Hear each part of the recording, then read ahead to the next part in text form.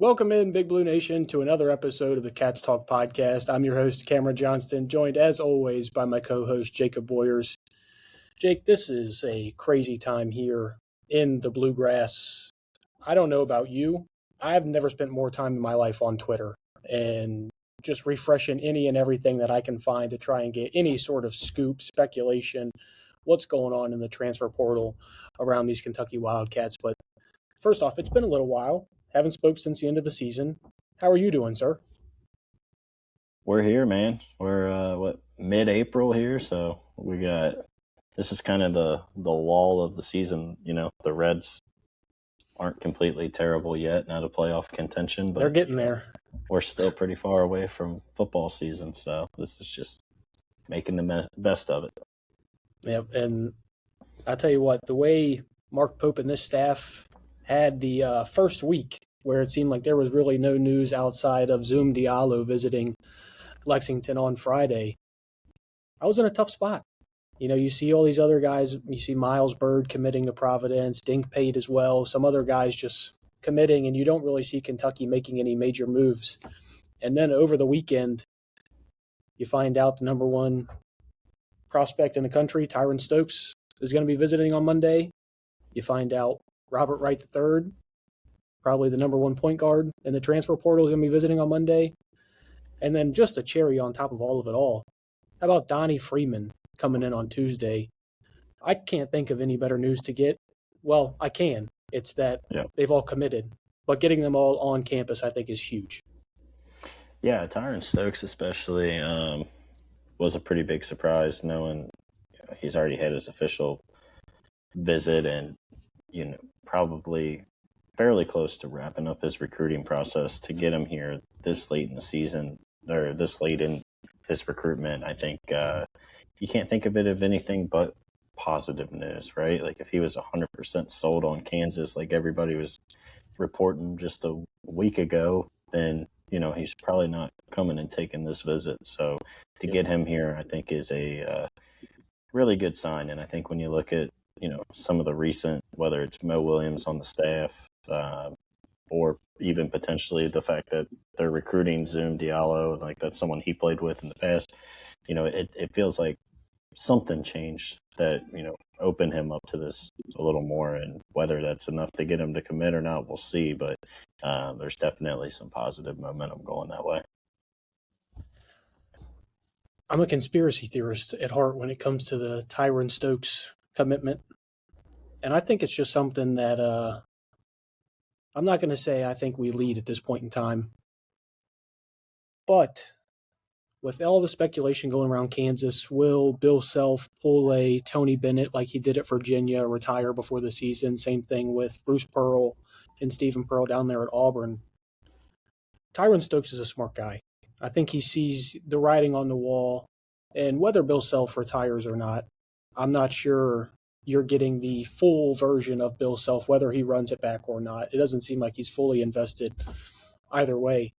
And if you flash back to, what was it, Jake, maybe November, December, where it felt like Kentucky was the for-sure lock. Tyron is announcing a commitment date here soon, and then that kind of got leaked out, and it didn't seem like he liked that.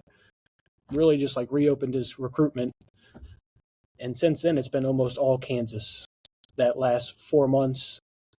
To get him back on campus, like you mentioned, after everything that you've gone through in his, I don't want to say tumultuous recruitment, but just eventful, mainly because he really hasn't said anything. Like that interview he had with Kristen Peak is the first time we've really heard anything from him on his recruitment in quite some time. So it was good to hear that, and seeing him in Lexington, seeing, the fans' pictures of him flying in, like I think he already knows Big Blue Nation's a little bit different. Yeah, and I mean, any type of momentum and, just getting somebody here for a visit, like that's obviously the first step. But to get him back here, like you mentioned, since, November, where there had been any positive really news on Kentucky other than a couple people saying that they're just not out of it. But it definitely felt like at one point they were out of the recruitment, and it looked like it was 100% Kansas. So again, like I'll take him coming on campus as is a huge win, and we'll see what happens. And what do you think obviously we know Tyron, huge talent, number one player in the country, projected number one pick for when that time rolls around next year. What do you think getting a top flight prospect like that, somebody who maybe doesn't necessarily gel with Pope's energy, maybe his character, kind of, you would see them almost butting heads. What do you think getting a guy like that to commit to the University of Kentucky will do just optics wise? Yeah. Well, I think one, it would prove that, Pope can recruit and not just recruit, you know, questionable 5 stars that are within his own state. But two, there is a sense of Just can't leave Jasper out of it, can you? Can't leave him out of this. I didn't mention a name. We all knew who you were talking about. I said no name there. No, but I think people keep talking about the off the court personalities clashing. I will say, when you look at on the floor, Tyron Stokes was built for a Pope style offense with how good of a passer he is. Like they made all that other stuff, I think, would probably just work itself out because they would connect so well on the basketball side. And I mean, at the end of the day, what does it really matter? Stokes is obviously a little different, likes to talk trash, but you look at a guy that wasn't as good. The competitive juices. I don't know where that became such a bad thing. Yeah. So I mean, I'm all for it. Yeah, and to get Tyron, I mean, it would be massive. And this might be something that I might be a little on the opposite side of the fan base here. I almost think getting Robert Wright is more important than getting Tyron Stokes for this team. And I do agree with you when you mentioned that Tyron Stokes is kind of just built in a lab for a Mark Pope offense. You're talking about Dink Pate on steroids, maybe, just with a huge, tremendous upside. You get that 6'7", that build, his ability to get in the lane. The 3-point shot, it's still coming along. It's not there yet, but I mean, a full off season of training, you see how guys can take leaps and bounds in that. I mean, just look at Lamont Butler, what he did from San Diego State to coming over to Kentucky. I think getting Tyron Stokes here would be huge, but I also think that Robert Wright III might be the more important player for Pope to go out and grab. Yeah, I think we both have mentioned he's got to get an elite point guard this class. And, I mean, Robert Wright's the one from the second that he hit the portal. Obviously, all Kentucky fans were saying they wanted him. I mean, he was a star at BYU right there with DeBonza. Back when they were really rolling before, Richie Saunders got hurt, it was really the three of them that were kind of catapulting them onto that, top 12 level of the team that they were. And I'm with you, man. He's the guy. Honestly, if you ask me, if I only get one of them, which one do I want? I think I'm with you just because I don't see another point guard out there in the portal that you can go get that would have the impact that Wright would have. I'm not saying there's other Tyron Stokes out there, but you could probably get a similar level of college production, whether it's with a different forward at, the handful that we're linked to currently. But I don't see another elite level point guard out there like we have with Rob Wright. I think you hit it right there. It's just the drop off from Robert Wright, in my opinion, to a Zoom Diallo, to Deedon Thomas, who were going before he committed to Houston. I think the drop off from Rob Wright to either of those guys is tremendous. And when I look at a guy like Rob, I start to salivate. I'm sitting here thinking of what he can do, especially when you feel it in your plums. I'm telling you, man, this is a guy that, and I mentioned it to you, as soon as he entered the portal, that's it. That's my guy. That's the portal guy that I want the most. A lot of that is just everything that he does, I think, is on a different level than any other point guard in this portal. And this is one, I kind of want to have this conversation here with you, Jake, just talking about point guards that you can get in the portal. I think Robert Wright is the only one that is a clear upgrade over Jalen Lowe. from what you got from when he came in from Pitt. Now, granted, we didn't get to see any of that last year. Will that come back when he goes to Georgetown? I'm not sure. But when we're looking at it in that direction, I think going from Jalen Lowe to a guy like Zoom Diallo is a downgrade. Same thing with Deaton Thomas. I think the only upgrade you have potentially is Robert Wright III. And that's why I'm all in on it. Guy shoots over 41% from three, over 18 points per game. Assist to turnover ratios over 2-1. Guys like Zoom Diallo are under marks like that.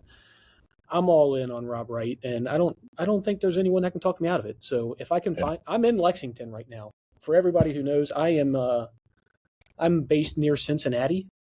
I am in Lexington just trying to see if I can figure out what's going on. I'm in the student center. Should I be in the student center? Probably not. I'm not a student. Well, I am a student, but not at the University of Kentucky. I'm excited, and I think that's with Big Blue Nation coming around. You see the signs that the frats are making. You see all of this excitement around these guys. I think you got to go, 2 for 3 of the 3 of them? Probably, yeah. I mean, like if you tell me tomorrow it's announced that Tyron Stokes and they miss out on Wright and get Zoom, like I'm still gonna be pretty excited. But I am with you. Like I would obviously prefer to have Robert Wright, but I think that would be a pretty good 1-2 punch. You mentioned not getting an upgrade from Jalen Lowe. I mean, I think when you look at the production you got from Denzel Aberdeen from February on, like Wright's probably the only one there that can play the point guard and give you as good, if not better, production in that spot. I mean, I think when we look back at this season, we're going to really underestimate just how good Denzel Aberdeen was from February till the end of the year. And I think just trying to replace that as, he goes and seeks an extra year back down at Florida, like it's you're gonna have I was gonna say something right when you had mentioned it, and I didn't want to bring it up or talk about it because I'd never disliked a player more in my life the first 2 months of the season from Denzel Aberdeen. And then I fully convinced myself of how well he was playing, the change in just mentality he had, the way he was playing. And then he does this. And don't get me wrong, I get it. If you can get a 5th year, go for it. But to immediately transfer back to Florida, dead to me. I mean, that's what it is. Yeah. You want to talk about a roller coaster and what Kentucky basketball has been, and we talk about this all the time. My relationship personally with Denzel Aberdeen, it's just been rock bottom, and it's all favorite player on the team, and now here we are crashing back down, and couldn't be any lower on the guy. Yeah, well, I mean, hell, Florida fans spent a whole year talking themselves into, Lee being better than him, and then they couldn't be more thrilled to have him back. So yeah. I'd love to see what the Florida message boards are saying right now. Everything that they were talking about him, especially when they played Florida, how they booed him every time he touched the ball. It's gonna be weird seeing, that you only can do that heel turn. It feels like once, and then you do it and then go back. I don't know how it's gonna be received. Todd Golden's got a special place in his heart for Denzel Aberdeen. Probably the oldest person he's ever loved. He went there. Whoa. All right, Jake. We mentioned just a point guard, and, we're seeing some other guys that Kentucky's linked with. Let's go ahead and touch a little bit on Zoom Diallo. I'm going to say this, and I don't want this to come off as like anything like standoffish or unless you're telling me Zoom's coming in strictly to be a backup point guard, and I don't think he would do that. Yeah, and so there's really no point in talking about it. I'm really not interested in the player. I mean, that's where I'm at. Jake, if you think something differently, Zoom Diallo, I'd love to hear it. I'd love to be talked into it because it seems like even after the visit on Friday, Arizona's went a different direction with their point guard now. So it seems like that option is still on the table. Give me reasons why I should not be upset at the idea of Zoom Diallo becoming Kentucky Wildcat. Yeah, I mean, I'm not going to pretend I watched a ton of Washington basketball this year. I know that may surprise some people here as, the number one ball knower on this podcast. I mean, he did. Even Tyler Britton might have had you beat. I mean, somehow his freshman year, he shot like 18% from behind the arc. He got that up to 31%. Like maybe there's a slightly better jump. I don't know. I'm not gonna say I'm like completely out again. If you tell me it's him and you're getting Stokes, I can, get myself excited. If you're telling me I'm not getting Rob Wright or Tyron Stokes and I'm left with Zoom Diallo, I'm probably gonna have a pretty negative outlook until November of next year, where then I talk myself into it and we see what happens and we get hurt again. Yeah, and again, we have to preface this by saying this is 8:30 on Monday, so by the time this comes out, this could all be like null and void. None of this could matter. Yeah, that would be And funny.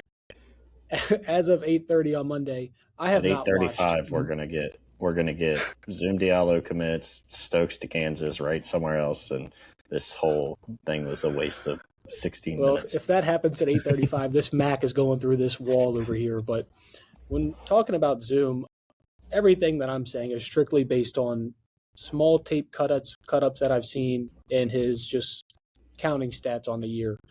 You're talking about 15.7 points per game, 4.5 assists to 2.7 turnovers. The part that gets me, man, is just seeing 18%, and I know that was 2 years ago from three, and then being like, man, this guy almost doubled it. He got all the way up to 31.5%, and it's just like, unless this guy's what did Brandon Garrison shoot from behind the arc? Because I'm going to guess it's better than 18%. I'm not sure, but it's something that concerns me. Unless Zoom Diallo is an elite level defender, and I'm not sure if he is or not, because I really haven't been able to watch a full sit-down game of Washington, I'm not interested. I'm really not, and that's where I'm at on Zoom. Jake, let's go ahead and talk about Donnie Freeman. This is a guy who, when he entered the portal, this is a guy that I identified right off the top. He's been tremendous at Kansas since he started off there. Averaged 16.5 points per game, 7.2 rebounds, 48% shooting from the floor. And we're talking about a forward shooting 30.2% from three. We just compared that to Zoom Diallo.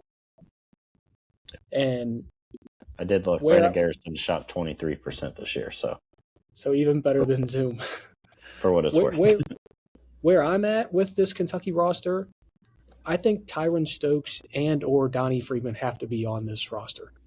I'm not saying you have to get both. It would be awesome. I'm not sure how they would play together, honestly. I don't know how that would look on the court. Yeah. But I think you have to get one of the two. I honestly don't really have a preference of either. I've seen Donnie Freeman play at an elite level, and then Tyron Stokes is potentially going to be the number one pick in the draft. Honestly, whoever you think you can probably get at a better bargain, whoever you think fits better in the system, whoever's going to cause less headaches, I'm here for either of the two. But give me your thoughts on Donnie Freeman.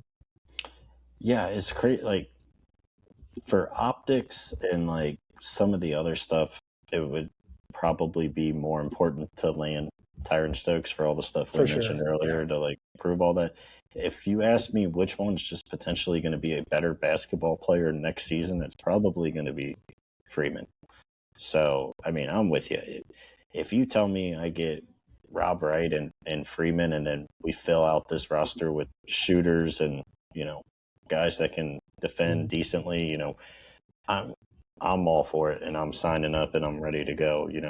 I would love to see Rob Wright, Donnie Freeman out there with Cam Williams and whoever you go get to play the two. And like, I think that's a recipe for a really good starting five next year.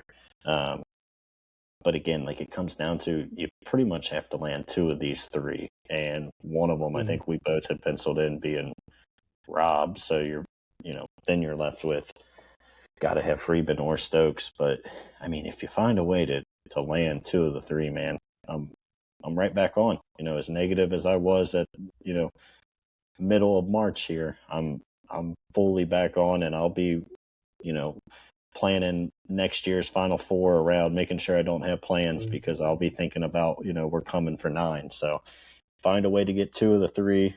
I don't know what two guards they're potentially really targeting. That's the other thing. This staff hasn't really talked a whole lot, and I think that's why today's been so exciting. It's because we finally have news other than like just a Jeff Goodman tweet of Kentucky is expected to be involved with so-and-so player, but then you never hear kind of how it materializes. Like, to actually get these guys here and hearing about it, I think is what's got our attention so much into this. But yeah, you tell me I get 2 of those 3 and then a good 3-point shooter at the 2, like, that team with Malachi is ready to go, and I think can be as good as any team in the country. So I want to touch on what you brought up in the staff just talking about virtually anything and just being like open to the fan base. I'm not saying I need to know, dinner reservations, like what time they're heading to Carson's or what time people are landing or what they're planning on doing when they're here.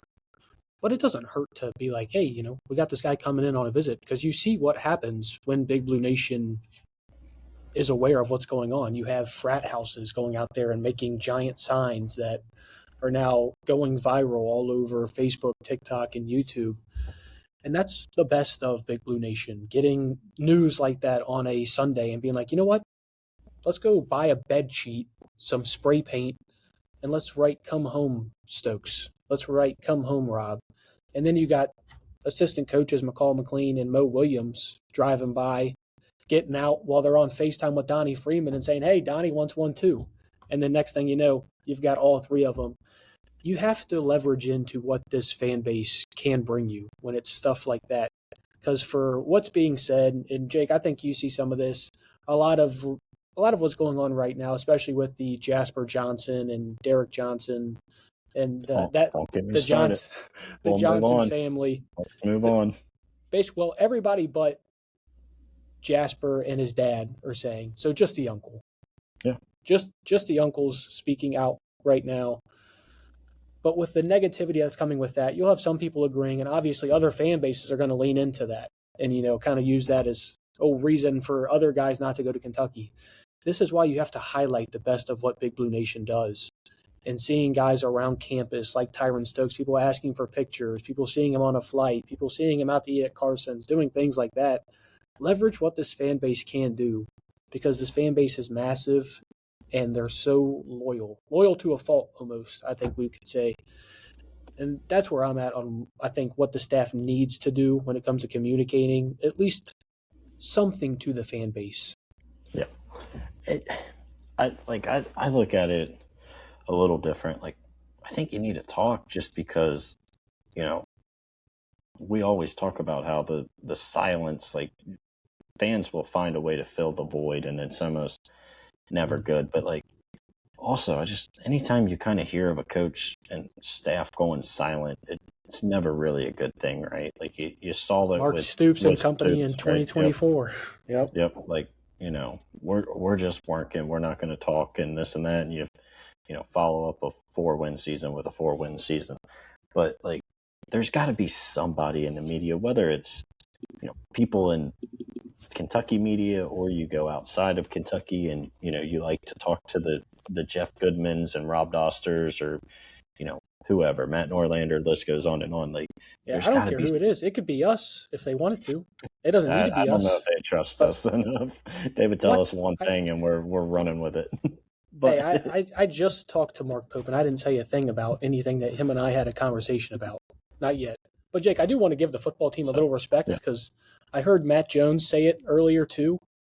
We haven't gone 4-8 in back-to-back seasons. We won 5 games last year. Let's give us a little bit of respect. My bad. We don't need to diminish this football program, especially with the commitments that they're getting. But back to what you're saying. Oh, I mean, hey, Stein time, baby! I told you, I'm all excited. All in. Yeah, I think you gotta talk.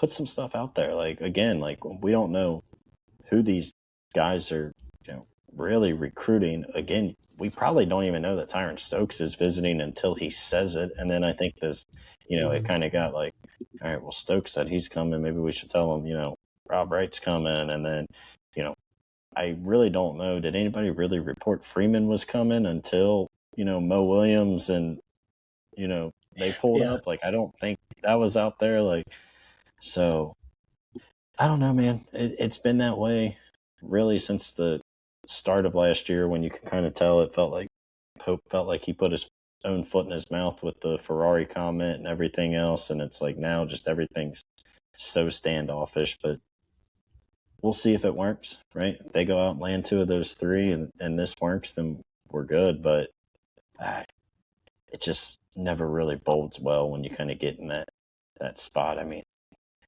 at the very least, you talk to these national media guys. You could be the worst coach in the world. If you talk to Seth Greenberg on a weekly basis, he will go on TV and defend you until his face is red. So, like, there is That was the benefit. guy you're going with. That's who we're That bringing was up the here. first one. Well, that's the first one that came to my mind that likes to defend and have these terrible takes, and I mean, we saw what he did for Cal at the end of his tenure and called us all the worst fan base. And while we got on here and complained about it and talked about how much of a clown he is, and I'll still call him a clown to this day. That's one benefit of talking to those people is, like, if you're nice to them, not saying it's fair. I mean, it's not like we're the NFL media where, there's some coaches and reporters doing some, things, but some sketchy things out there right now. At the end of the day, you get Jake. First off, I don't know. I'm not going to put it past you. I know you a little bit. I'm not going to put it past you to pull a little Diana Rossini, Mike Vrabel. I don't know about that, but I mean. I'm assuming it probably wouldn't go so well with Mark Pope because, with the religion, but, any of the other coaches want to take old Jacob Boyers out and buy him a beer. I'll defend you. Hell, if Mark Stoops bought me a beer, I'd still be up here yelling, we got to bring him back. Yeah, it's definitely true. Jake, with these guys all being on campus today and tomorrow, what do you think the timeline is? Because when I look at it and let's just think about operating a budget. We don't know what the budget is for this team, but these big name guys are going to start getting picked off. Yep. Sooner or later. This is where, like, we don't really know, like, how well can you trust Pope in these situations. Mm-hmm. Like, Cal always had a really good feel, right? Like, there were only probably 1 or 2 times where a guy completely shocked Cal. Where, like, he thought he was getting him, didn't get him. Was it Wiggins? Wiggins was one. And then I don't think he thought he was getting Zion, but he thought he was going to Clemson. And when Zion committed to Duke, that was a shock. But, again, like, he didn't necessarily think he was getting Zion. Cal was really good in that aspect. So, like, for Pope, like, I think you got to walk out of this week, this day and tomorrow or whatever, and know, like, okay, maybe they're going to announce in a week or 2, but, like, I know I'm getting this person. And I just don't know how well Pope's got that feeling out process down. Like, we don't really know. We haven't, I guess, seen him do it a whole lot, or at least we kind of know, like, again, maybe because he doesn't talk a whole lot, you don't really know who he thinks, like, he's for sure getting. So I think it'll be interesting to see.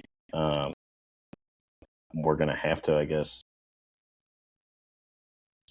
trust him because, like, there's nothing else you can do at this point. So, I mean, I saw someone on Twitter, it wasn't anybody verified or, a famous reporter or somebody, but, somebody with a pretty good following said something like Stokes is still possibly not even thinking about committing this month. Like, we'll see, I guess. So I am with you, but if you find out that Tyron Stokes is wanting to take another 3-4 weeks to make his decision, then I think you do everything you can to get Donnie Freeman and Rob Wright signed on the line. And, if Stokes wants to announce in 3 to 4 weeks that he's going to Kansas, great. And you just move on. Yeah, and that's where I'm at. And I think that's why we both agree that Rob has to be the number one priority in getting him locked up, because there are pivot points, in my opinion, if you don't get Tyron. 2 guys like Donnie Freeman, even if you wanted to go and get, like, Terrence Brown, who they have, he's going to be visiting later this week. There are other options to go out and just find scoring. I don't think there's other options out at that point guard mark. Nope. And visitors for the rest of the week, you got Jalen Cox from Colgate, our old friend Magoon Gwath. Jake, I don't remember him last year. Many thought he was coming to Kentucky.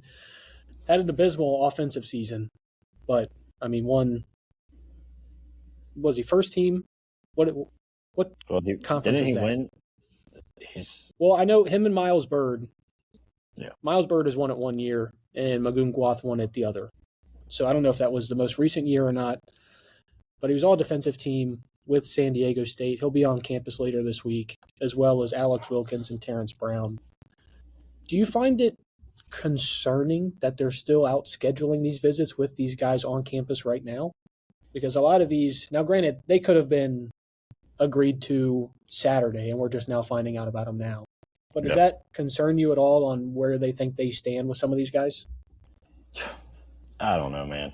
I really, that's the thing. It's the hardest part about this transfer portal is that all of this information we're getting from third and like fourth sources, and you're finding like little pieces here and there, and then you have to try and figure out like, what does Keegan Brown want to do? He's a big part in what we're doing now. He's probably a reason why you're seeing so much turnover. I think Pope might have been a little bit more, ready to maybe not necessarily run things back, but a little bit more open to bringing guys back at higher dollar values.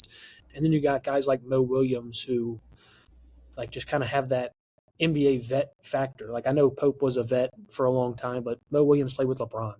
Like there's a little bit of a difference there.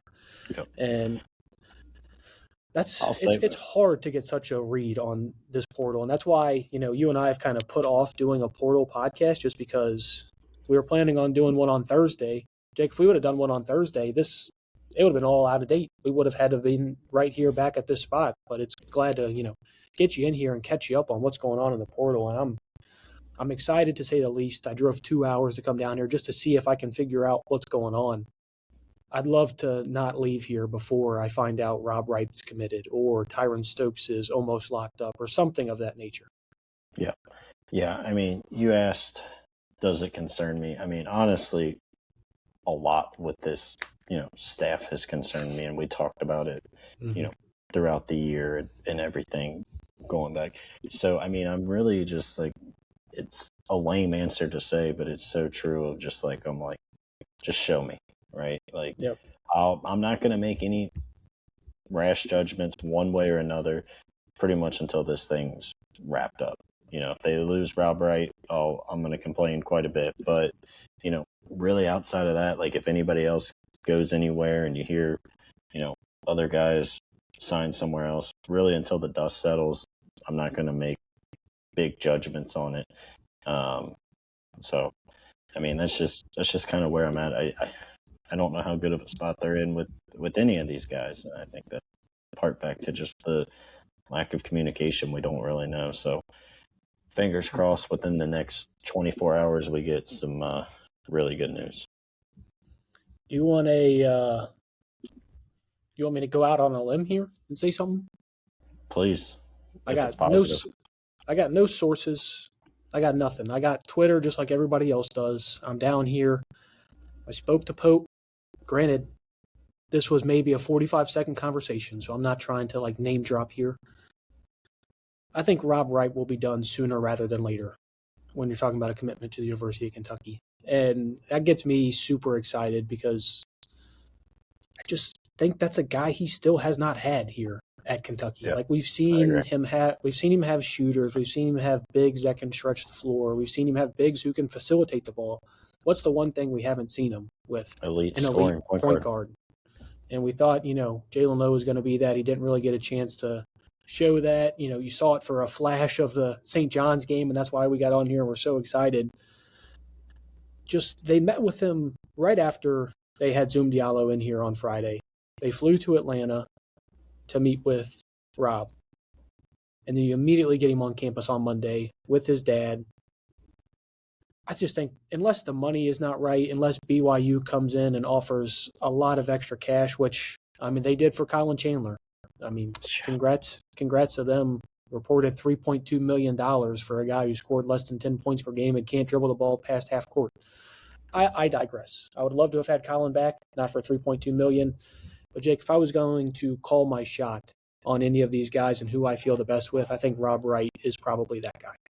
Yeah, one quick point. You mentioned Keegan Brown kind of being the reason they, appeared to have not overpaid at any point yet so far. Overpay for Rob Wright. I don't care what it honestly, like just do it, man.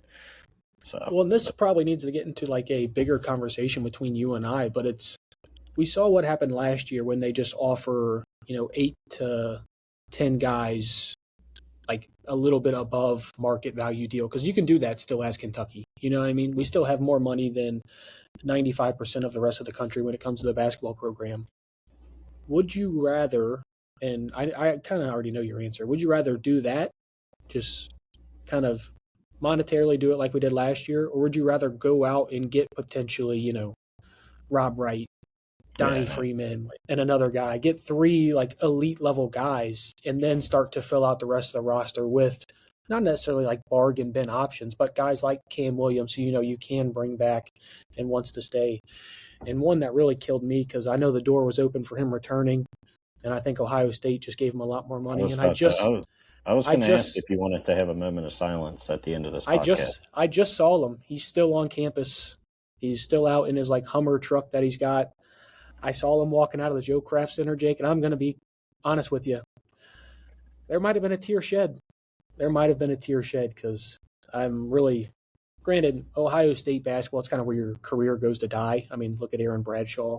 Look at Michie Johnson twice. That's where I'm at. Where do you think building the roster? You think it's going out and getting 3 guys and then filling the rest of the spots, or similar to what we did last year? Yeah, I think the proof was in the pudding of last year, and I said that to you. I forget after which game, but we were talking, and I said, like, you can look at $22 million on paper and say, wow, Kentucky spent a lot. But when you're paying 10 guys anywhere from $2 to $2.5 million, like, you get to that money a lot quicker. Yeah. You tell me I'm going to pay 3 guys, and I guess technically Malachi's probably considered in that. I'm sure they gave him a pretty decent check to be back, but like anyway, according to everything I saw with Malachi, is that he took a very, very friendly deal when it comes to Kentucky. He's definitely getting paid more than he was last year, but it seems like he's a guy who, and he's from Georgetown, like this, he wants to be back. As long as the draft doesn't go crazy, he'll be back. I can go throw, if I have 20 mil and I can go throw 15 to 16 at 3 guys and get 3 studs, I'm doing it. Yeah, you might be in a position where, like BYU, where, if one of them gets hurt, you might be in some trouble. But we get hurt anyways. Yeah, you might as well just roll it. I'm rolling with it and fill it out from there. And I mean, you hear Will Stein talk about that on the football side of, we're going to pay 5-6 studs, and then everybody else, you got to fit what we pretty much value you at. And, that's the other thing. Keegan Brown doesn't really talk. He's not talking to anybody. So it's like, I don't really know what his philosophy is. Is it similar to Will Stein's, or does he simply just look, if you're worth $5 million, I'll pay you $5 million, not a dollar more. If I think you're worth $800,000, I'll pay you $800,000. Like, there's no give and take on like an elite level of, you're gonna potentially overpay because this guy is elite, even though maybe the analytics think he's getting overpaid a little bit. I don't know, man. So I guess we'll just have to wait and see, and hopefully we just get news in the next 24 hours that you got 2 of the 3, and let's roll. Waiting and seeing kind of sucks, though. I'm going to be honest.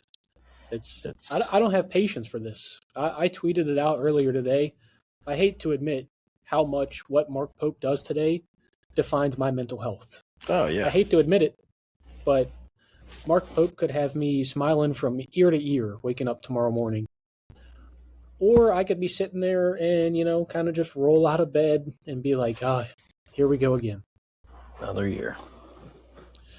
Jake, is there anything else you want to talk about with the transfer portal? We kind of haven't really hit on the guys that have left. Jasper, Brandon Garrison finding a home at Alabama, which he's going for 20 when we play him. I already know it.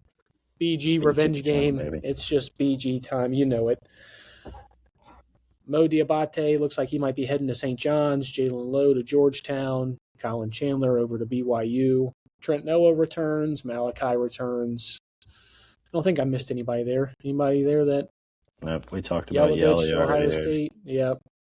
Is there ever been a player that you just look at and think he's more built for St. John's or Providence than Mo Diabate? Maybe not for Providence, but for St. John's, yes. Especially with him being from Queens, like it's just a match made in heaven, and especially seeing what he did, what Rick Pitino did with a guy like Bryce Hopkins, and being able to kind of develop his game and take it to another level. Same thing with Zuby Ejiofor, both kind of undersized bigs who were physical and rebound the ball pretty well. Yeah, I think that would be a good landing spot for Mo. And Jake, I think that's all we got for the portal, man. Until we see something, until Pope says something, or we start getting leaks of commitments, or maybe I walk out of this student center back to my truck and I see Rob Wright and I ask him myself, and you get it firsthand news. I don't know. I'm not sure where it'll be, but anything else you want to hit transfer portal before we sign off of here? Nope. I just checked Twitter. No news yet. So we'll be on standby. Last thing I saw, and depends on if you trust the source or not. Matt Jones said he feels good with 2 of the 3 visitors. That would be awesome. Again, I don't care. So I'm not sure which visitors that includes. He said that were on campus today, which, according to my own knowledge, there's only 2 on campus today. So I don't, unless Donnie, I would assume Donnie or Zoom, and he's just talking about him being in there on Friday. Either way, Jake, you know that you and I will have Big Blue Nation covered for the transfer portal. So make sure you follow us on Instagram, on X, on TikTok, on Facebook, anywhere and everywhere you get your news, because we'll be posting it there. And make sure to like and subscribe to this video. We're so close to 500 subscribers. I think we're like 41 away last I checked, and getting to that number would be huge for us, because, Jake, then you and I can actually finally start to make some money on this thing, maybe a little bit. Doubtful. We're gonna have like 100. We're gonna have like 100 people unsubscribe now that I said that. But BBN, we'll keep you updated. Short form content, long form content. Whenever we get news, you'll be the first to know. But until then, go Cats, and how about Will Stein? Go football Cats. Stein time. Spring game on Saturday. That's all for us here at the Cats Talk Podcast. Until next time, go Big Blue. Go Big Blue.